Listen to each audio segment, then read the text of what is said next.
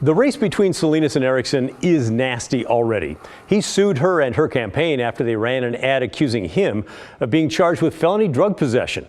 That's the ad we covered last night. We found the claim murky at best. State police shared a report that stated that he was charged with possession of oxycodone, one pill, but the district attorney never formally charged him with that, and even if they had, it would have been a misdemeanor, not a felony. All right, moving on to tonight's ad, paid for by Erickson's campaign and the National Republican Congressional Campaign. I saw it run this morning, and it paints Andrea Salinas as a Democrat who loves tax hikes. Record inflation. Gas and groceries have all gone up, and Biden and Pelosi passed a new tax hike that'll take $3 billion from the working class making $75,000 or less. It's too much. All right, that's the setup.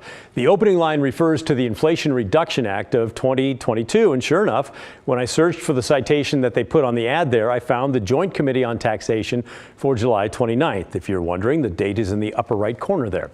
This table shows that indeed, under the act, there are slight changes in income tax brackets at $75,000 and below, and it does total an increase of roughly $3 billion. So technically, that statement is accurate, and it's been used a lot around the country, by the way. But some experts say it doesn't go far enough to give the entire picture, because while those rates do go up slightly, they are offset by other things like tax rebates, health premiums, subsidies, and lower prescription costs that bring things back down. So as to that specific statement, yes, it is accurate, but it's also kind of misleading at the same time. Whether it's all too much, as the ad says at the end of the clip, well, that's up for you to decide. Let's take a look at the next part. Andrea Salinas wants the same in Oregon. Salinas voted for the largest tax increase in state history. That line refers to what is known as the Student Success Act. It was passed in Oregon by lawmakers in 2019. It taxes Oregon businesses on the money that they make in the state above the first $1 million each year. The tax is big. It's expected to generate more than $1 billion a year for schools. To fact check this, we'll need to go back into the Oregon legislature's files. This is the listing for the bill cited on the ad. It's HB 3427 enrolled. Enrolled, by the way, means it's the version of the bill that was signed by the governor. Here's the revenue impact estimation by the legislative number crunchers. They think it'll bring in $2.3 billion every 2 years for schools. Now, I cannot verify that it is the largest tax increase in Oregon history, but I think that probably is an accurate claim.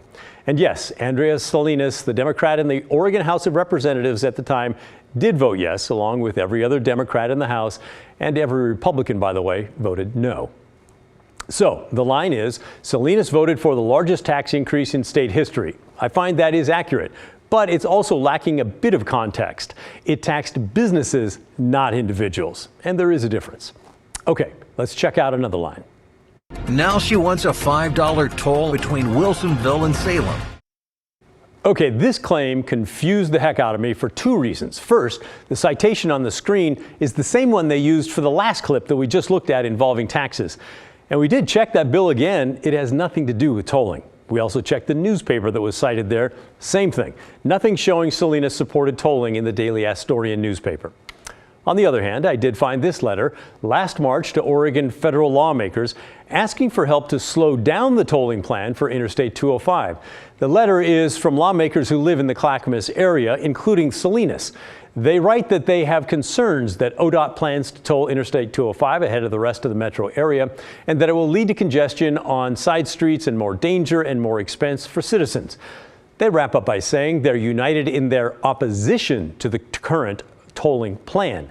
And among many lawmakers who signed that letter, yes, Andrea Salinas. So, on that last claim, I have to say that's false. I have no idea where they got that claim. So to summarize now, the first two claims in the ad are accurate. The last one, as best I can tell, false. And like so many of these ads, you need to really take the entire thing with a big old grain of salt and be skeptical.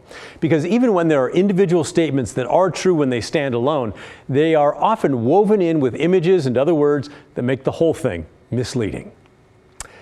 And while we're talking about this race, by the way, the 6th Congressional District in Oregon, the highly respected, nonpartisan Cook Political Report has moved the 6th district race from leans Democrat to toss-up.